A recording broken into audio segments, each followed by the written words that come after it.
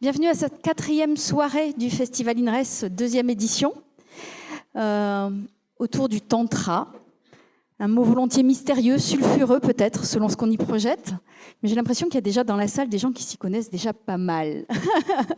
Donc on va faire un tour d'horizon pour les novices. Et après, Marisa ira peut-être plus en profondeur. Le Tantra. Marisa Ortolan, vous êtes thérapeute psychocorporelle, formée à l'école de psychologie biodynamique, mais surtout, vous enseignez et vous donnez des stages de tantra depuis plus de 20 ans maintenant. Plus de 20 ans, oui. Et vous avez écrit un livre qui s'appelle « Le Tantra, horizon sacré de la relation », entre autres. Voilà, je l'ai coécrit avec Jacques Lucas, qui était mon collègue. On a arrêté notre partenariat, 20 ans de collaboration sous le label Horizon Tantra. Donc effectivement, 20 ans d'expérience de tantra, plus le tantra que j'avais fait auparavant. C'est vrai que c'est un art de vivre et un art d'aimer qui me tient particulièrement à cœur, oui, vraiment. Tantra, ce mot-là en tant que tel, il peut être mis à toutes les sauces. Il y a une tradition yoga qui se dit tantrique. Oui. On l'imagine très vite aller sur des choses de relation à l'autre et de relation au corps. Ça vient d'où et ça veut dire quoi?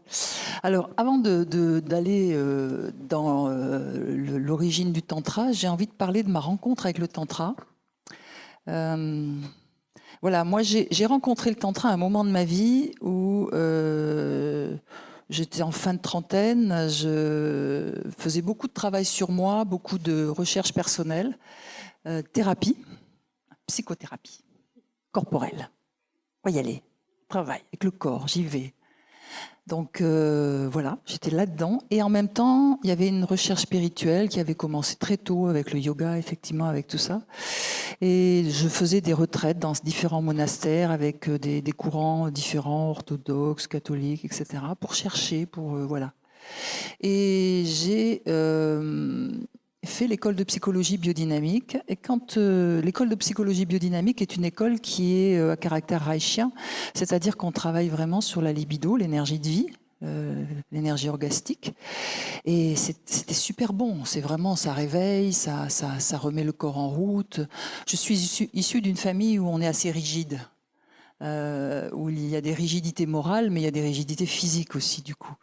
Et j'avais ces rigidités dans mon corps, et tout d'un coup, il s'assouplit. C'était vraiment magique et merveilleux.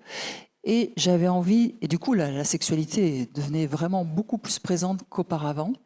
Et j'avais vraiment envie d'aller travailler la sexualité, mais d'une autre manière. Et j'avais entendu parler du tantra.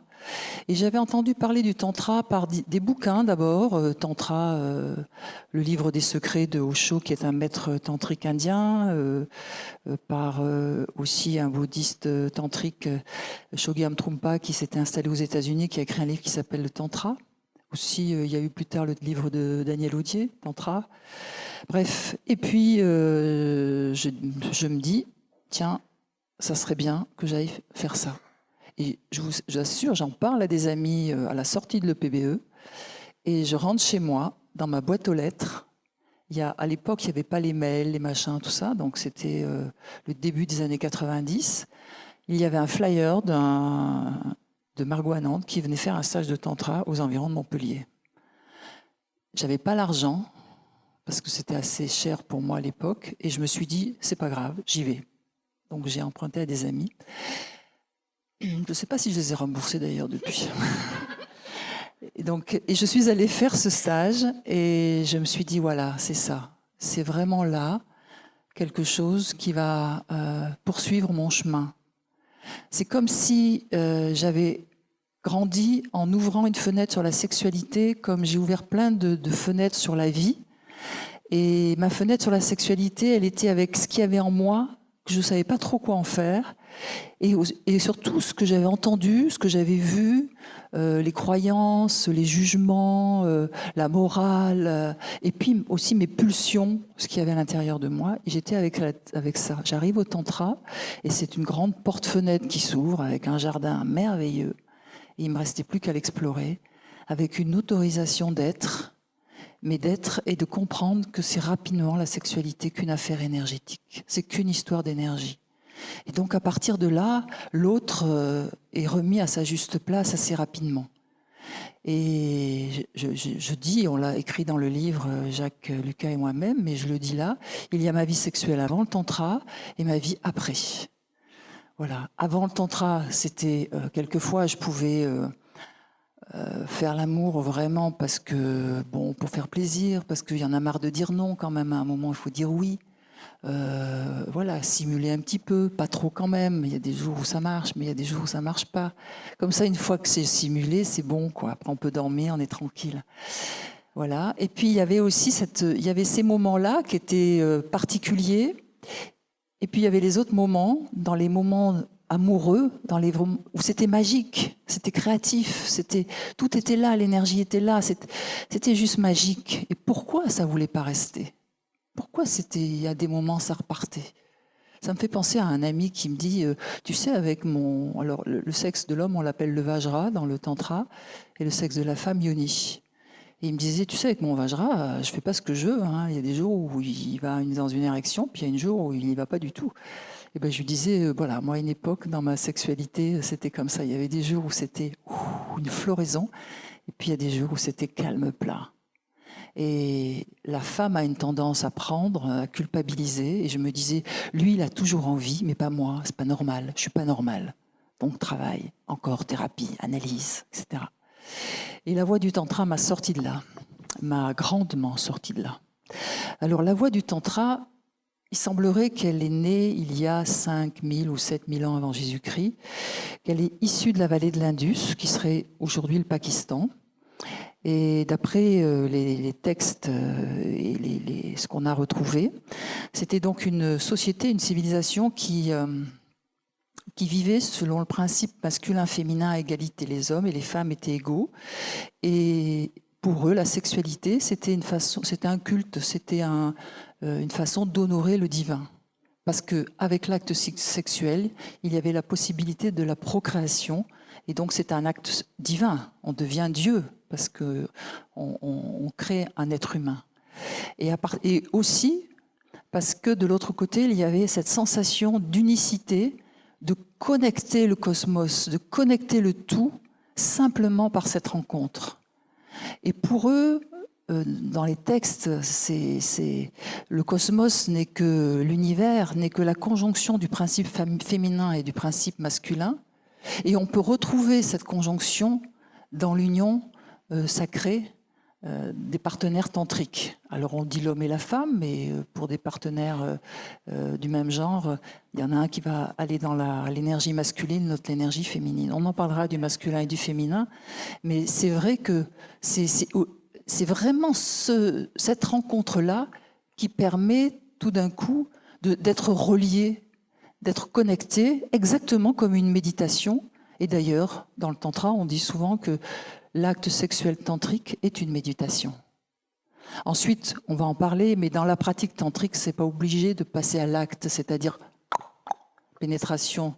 C'est pas obligé non plus d'avoir la partie génitale qui se touche. On peut être habillé, être ensemble, se connecter énergétiquement et avoir une extase tantrique, avoir une extase vraiment, un orgasme énergétique, comme vous avez certainement pu en avoir dans votre vie sans vous en rendre compte ou en vous rendant compte à des moments où vous n'y attendiez pas et vous n'étiez pas forcément avec la personne qui était votre amoureux ou votre amoureuse.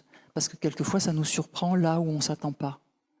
Et c'est ça aussi le côté magique dans cette pratique, c'est que tout d'un coup, on a des pistes quand même pour y aller, parce que bien évidemment, c'est le but. Le but, c'est d'acquérir, par des techniques très simples, un chemin pour pouvoir réouvrir cette énergie et s'approprier vraiment l'énergie de l'amoureux ou de l'amoureuse. Tu dis c'est une question d'énergie et ça a remis l'autre à sa juste place. Ça veut dire quoi ? Alors c'est le paradoxe, c'est-à-dire qu'on dit que l'extase ou l'orgasme, c'est la fusion. Et en fait, il n'y a pas d'extase et d'orgasme tantrique sans qu'il y ait altérité. C'est-à-dire que la fusion vient, mais pas provoquée par une appropriation, je te prends, et où je me laisse prendre. Je te saisis parce que je pense que sans toi, je n'y arriverai pas. Le tantra va initier les personnes à revenir sans cesse à elles-mêmes et à comprendre que l'énergie qui est en moi, quand je la fais circuler, quand je m'approprie mon propre espace, elle va se conjuguer avec celle de l'autre, mais parce que l'autre est autre. C'est-à-dire qu'à un moment donné, si moi je suis dans une énergie masculine et que mon partenaire est dans une énergie féminine, nous allons actionner quelque chose. À l'inverse, quand je reviens dans mon énergie féminine et qu'il est dans son énergie masculine, on va actionner quelque chose. C'est important que l'autre soit autre. C'est cette altérité, cette différence qui va créer l'union. Mais on ne va pas la tenir ensuite. C'est toujours la tendance que nous avons, que j'avais, c'est une espèce d'oralité qui est là, de vouloir garder ça. Dire ah ça y est, avec ce partenaire ou avec cette partenaire j'ai connu les super vagues tantriques, un super extase, voilà, et de penser que c'est grâce à l'autre. Non, c'est pas grâce à l'autre, c'est grâce à soi. Et c'est vraiment une réalité. Ça veut dire que ça commence par un travail sur soi? Comme toujours, comme toujours, Réjeanne. Tout nous amène à ça, même le tantra. Parlons de ces deux énergies, masculine, féminine. On a très vite tendance à les sexuer, oui. Par réflexe. On est tous un peu perdus. C'est-à-dire que tu dis, parfois on peut activer le féminin en nous, parfois on peut activer le masculin en nous, qu'on soit une femme ou un homme. C'est pas si simple parce que parfois on est crispé sur une identité énergétique. Aujourd'hui, nous, on est très sollicité à l'INRES sur ces questions. Et le féminin sacré, le masculin sacré. On en est où? Est-ce qu'il y a vraiment, les pistes sont brouillées? Est-ce qu'il faut réapprendre le féminin et le masculin aux gens? Je pense que dans mon parcours tantrique et dans mon enseignement tantrique, c'est une des voies qui est importante. Et dans ce que j'ai vécu moi aussi dans mon initiation tantrique, ça a été une voie importante. Je me considérais comme une femme yang, plutôt yang, qui savait décider les choses de sa vie, etc. Enfin bref. Et que j'avais du mal à me laisser aller, à être dans le féminin. Et je le voyais bien, je savais bien que c'était vrai. Et petit à petit, je lâchais. Et j'ai compris, en fait, dans la pratique tantrique, que je l'avais compris dans le travail analytique, psychothérapeutique, corporel, mais là je l'ai compris aussi d'une manière tantrique, c'est qu'effectivement ma peur de lâcher le yang venait de la peur d'être absorbée, d'être noyée par l'énergie masculine. Et là, ça pouvait me renvoyer à mon père, qui était un homme qui avait des accès de violence assez forts. Donc, du coup, je peux voir que ça peut venir de ça. Alors, je peux m'arrêter là. Mais j'ai compris qu'en fait, non, ça vient de bien plus. Ça vient de la mémoire des femmes, de tout ce qu'on a, de cette mémoire qui est là, cet égrégore puissant des femmes qui ont été soumises, violentées, etc. Et que ça pouvait aussi venir de là. Et que j'avais besoin de sentir mon masculin pour pouvoir imaginer que si jamais il m'arrivait quelque chose de cet ordre-là, j'allais pouvoir me défendre. Attention, ça se voit pas, mais j'ai mon bouclier, mon arme, mon épée, etc. Je me rappelle d'une participante qui m'avait dit ça à Sage de Tantra. On était là, on faisait un point.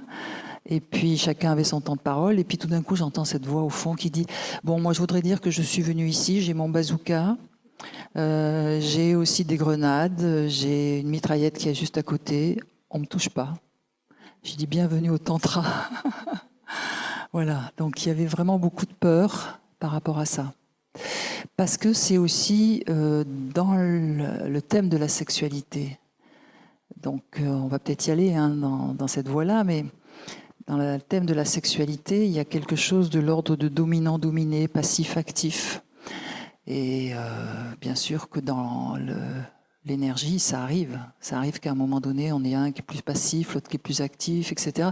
Mais s'il y en a un des deux qui garde le pouvoir par rapport à ça, c'est clair que c'est plus la voie du tantra.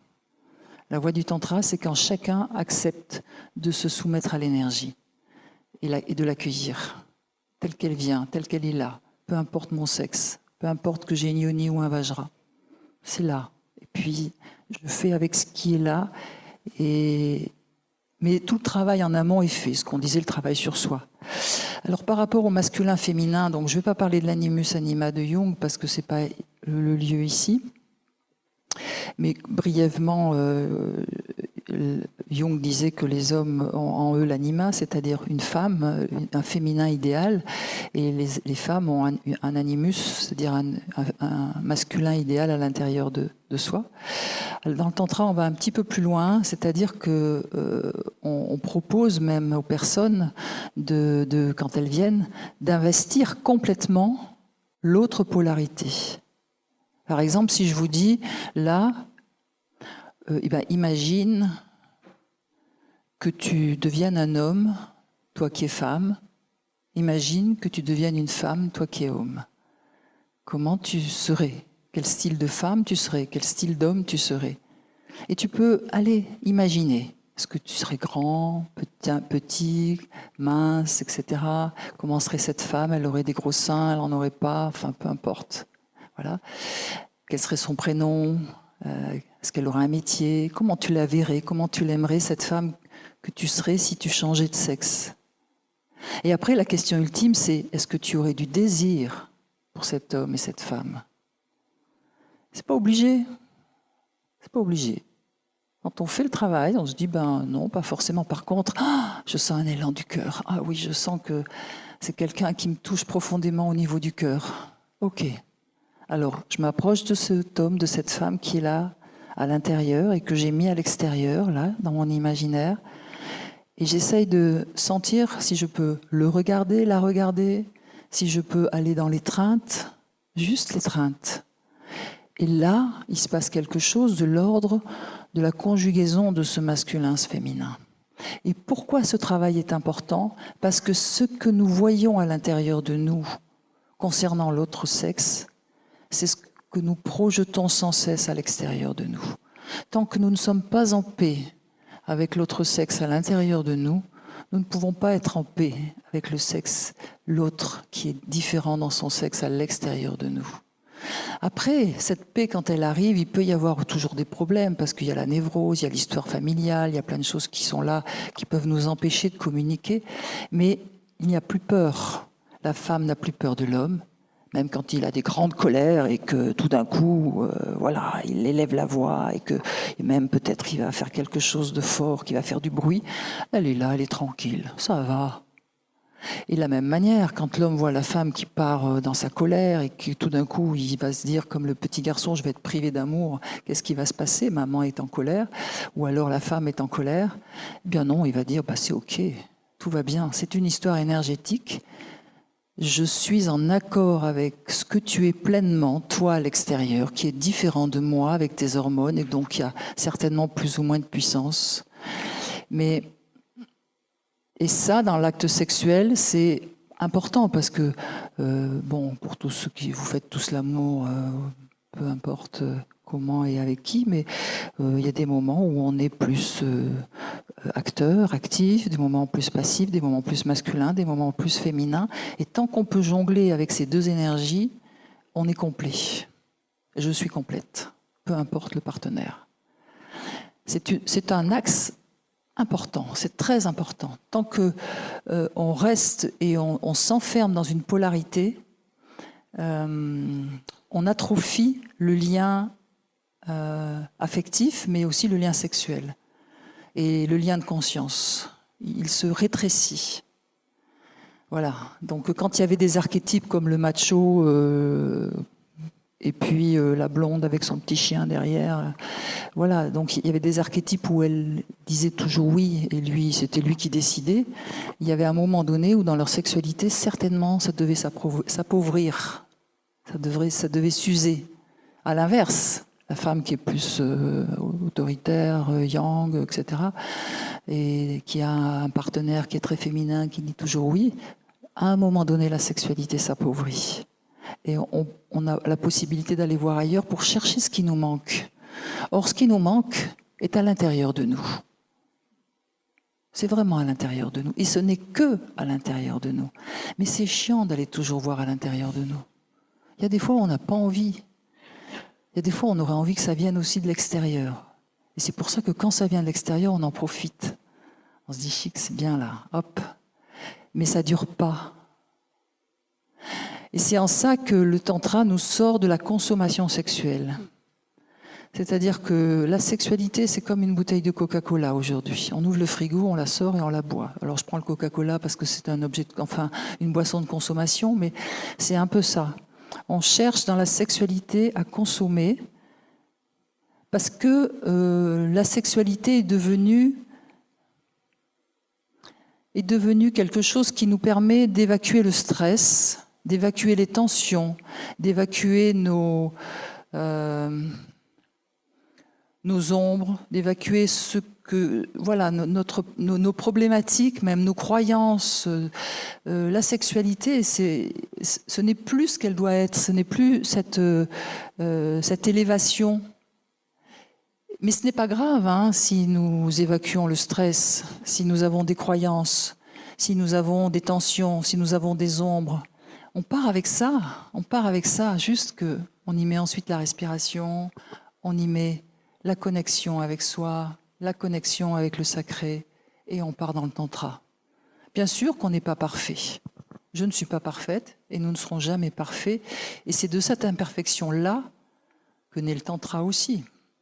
C'est la fleur de lotus qui naît dans la vase. C'est une image tantrique. Mais on y met quoi alors? Tu as dit respiration, connexion. Tu peux détailler un peu? Alors, il y a quelque chose que, dans les techniques simples du tantra, il y a déjà reprendre les 5 sens, c'est-à-dire redécouvrir nos 5 sens, parce que c'est vraiment une façon d'être présent. Si j'écoute, si je sens l'air qui est là, si je vous regarde vraiment, voilà, j'entends aussi la clim, je suis obligée de revenir à moi. Et les 5 sens, c'est une manière de revenir à soi totalement. Et le tantra dit, quand tu es dans la rencontre avec toi ou avec l'autre, sois totalement là. Donc c'est une clé. Et les 5 sens amènent à ça. Ensuite, il y a les centres énergétiques qu'on appelle les chakras. En magnétisme, on appelle ça des centres énergétiques, mais dans le tantra, on appelle ça des chakras. Donc, ce sont des roues énergétiques qui sont dans notre corps et aussi dans notre aura. Et on les active par une respiration. Et on s'aperçoit que dans la respiration, quelquefois, quand on essaye d'inspirer ou d'expirer pour activer tous ces centres énergétiques, quelquefois ça peut bloquer. C'est pas grave, on continue la respiration et à un moment donné ça passe. C'est comme de l'eau qui finit par s'écouler, l'air finit par passer. Et petit à petit, on assouplit le corps, on assouplit la colonne vertébrale et ça permet de mieux ressentir les extases et les orgasmes énergétiques. Donc c'est une clé majeure, c'est ça. Parce que nous passons beaucoup notre temps, c'est ce que disait le maître tantrique Osho, il disait que vous passez, il disait, vous les occidentaux, beaucoup de temps assis avec peu de mouvement. Et même si on est des grands sportifs, le fait de faire un seul sport, ça rigidifie le corps, ça le met à un seul endroit et ça permet peut-être pas une souplesse qui va activer tous les centres énergétiques. Donc la respiration, elle est simple, c'est une respiration qui part du périnée et puis on la fait monter jusqu'au sommet du crâne, tranquillement. On peut le faire chez soi, on peut le faire en voiture, on peut le faire devant la télé, on peut le faire là maintenant pendant que vous m'écoutez. Et à partir du moment où vous connectez votre périnée, que vous commencez à connecter la respiration dans le périnée, vous allez sentir que tout de suite l'énergie petit à petit va se réveiller, va se mettre en route. Et on devient orgasmique. On devient potentiellement orgasmique. Parce que, en fait, dans le tantra, comme on ne consomme pas, l'idée c'est de rester en état de désir en permanence. C'est beaucoup d'infos peut-être, mais j'y vais quand même. C'est de rester en état de désir en permanence. C'est-à-dire que si je vais vers une décharge, je vais rechercher un partenaire ou une partenaire, ou je vais rechercher l'énergie pour me remettre en charge. Donc l'idée, c'est de jamais être dans la décharge, c'est de rester dans la charge et se mettre en phase plateau, et puis de rester là-dedans et de vivre avec ça. et d'avoir peut-être des montées, des petites redescentes, mais jamais une redescente totale. Être à plat, comme on dit. Quand je suis à plat, ça arrive, bien sûr, ça arrive. Mais disons, c'est de rester en état de désir. Il y a quelque chose vers lequel amène le tantra, c'est la sexualité lente. Et dans la sexualité lente, l'idée, c'est de rester en état de désir. Si je me sens fatiguée après avoir fait l'amour, c'est que j'ai consommé. C'est-à-dire, si j'ai plus envie d'une seule chose, c'est de dormir, c'est que j'ai consommé. Mais si je me sens bien, nourrie, que je sens que mon corps il est plein, que je sens que mes fluides circulent, que je pourrais encore faire l'amour, mais que je décide juste d'être avec moi-même et puis de sentir juste peut-être l'aura du partenaire ou le contact là, sans même se toucher, eh bien là, je suis dans un état d'être tantrique qui permet d'être en permanence prêt à aimer, prêt à être. Après, c'est un idéal qu'on n'atteint pas tous les jours. Moi-même, je ne l'atteins pas tous les jours. Hein. Mais je me rends compte quand ce n'est pas là. D'accord. Tu vois, je me rends compte. Je viens là de marcher pendant un mois à 500 km de Burgos à Santiago, à Saint-Jacques-de-Compostelle. Et je pensais souvent au tantra. Je me disais, bon, là, tu es comment là? Je suis juste fatiguée. J'en ai juste marre de mettre un pied devant l'autre. Et je me disais, qu'est-ce que tu peux faire là? Comment tu peux ramener l'énergie à toi? Et je ralentissais. Et je sentais qu'il y avait le sourire intérieur qui venait, que l'énergie revenait, etc. Et en fait, c'était une manière, sans m'en rendre compte, de me reconnecter à tout, au grand tout. Parce que la fatigue nous isole, l'émotion nous isole, elle nous ramène, elle nous enferme, elle nous isole, elle nous coupe. Voilà. Et le seul moyen de sortir de cette coupure, c'est de revenir à quelque chose qui nous remet en lien. La relation est au cœur du tantra, est au cœur de la sexualité. Quelle relation plus puissante y a-t-il dans notre vie que le lien sexuel, la relation sexuelle? Même si c'est pour l'histoire d'un soir, même si c'est pour un tac-tac dans un coin. C'est une relation qui a une puissance sans fond, quoi. C'est une bombe atomique. On l'a un peu perdu de vue, ça. Oui. C'est-à-dire que dans les sociétés traditionnelles, on considérait que c'était ce qu'il y avait de plus fort en lien énergétique et qu'il fallait couper ces liens-là pour retrouver son énergie. Aujourd'hui, on va plutôt vers du psychologique. C'est vraiment important à recomprendre que... Ah oui, vraiment, vraiment. Le corps est au cœur de la pratique.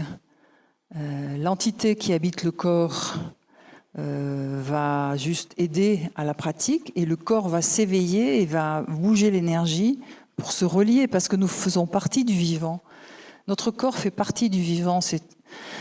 J'allais dire c'est un végétal, mais c'est de cet ordre-là.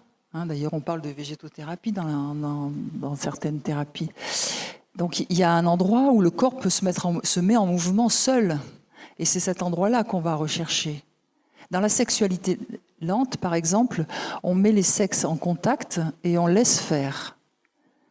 Alors on laisse faire, souvent on s'endort, on s'ennuie, on pense à autre chose, etc. Donc le tout, c'est de revenir, d'être toujours présent, de revenir ici, de revenir là. Et puis à un moment donné, quelque chose se réveille et se met en marche, et c'est juste extraordinaire. Ça m'émerveille. Ça marche tout de suite? Non, ça marche pas tout de suite. Ça peut. Tu sais, il y a la chance des débutants. La première fois où on le fait, ça marche super bien. Et puis après, on se dit, bah ça y est, moi je l'ai. Et puis non, l'ego peut pas être conforté, ça marche pas aussi vite. Et donc après, c'est une pratique, en fait. Hein. Et ça permet vraiment, quand on n'a pas de désir, quand on n'a pas envie de faire l'amour, qu'on est parti sur autre chose, on se met en contact tranquillement, l'un et l'autre. Et puis on attend. On est présent à soi. Par contre, ça, c'est du boulot, c'est d'être présent à soi et de dire aussi, de parler, de dire ce qui se passe jusqu'à ce que la prise, enfin l'électricité passe, l'électricité de vie. Et du coup, voilà, quelque chose naît. Alors, on n'a pas de but. Une des choses, je me rappelle, que j'ai appris au tantra en arrivant, c'est que y a deux choses. C'est arrête de vouloir avoir un orgasme en même temps que ton partenaire, ça ne sert à rien, c'est juste du cinéma. Voilà, quand ça arrive, ça arrive, Mais si tu attends que ça arrive, juste tu vas t'oublier et passer à côté de toi. Donc ça, ça fait du bien. Et puis, l'autre chose, je me souviens plus du coup.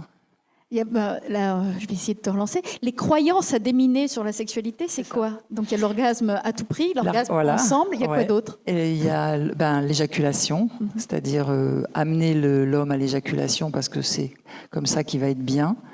Donc là, il y a vraiment quelque chose qui tombe, c'est-à-dire que on s'en fout du but. Voilà, c'était ça la deuxième chose. Il n'y a pas de but. Il n'y a pas de but, il n'y a pas de...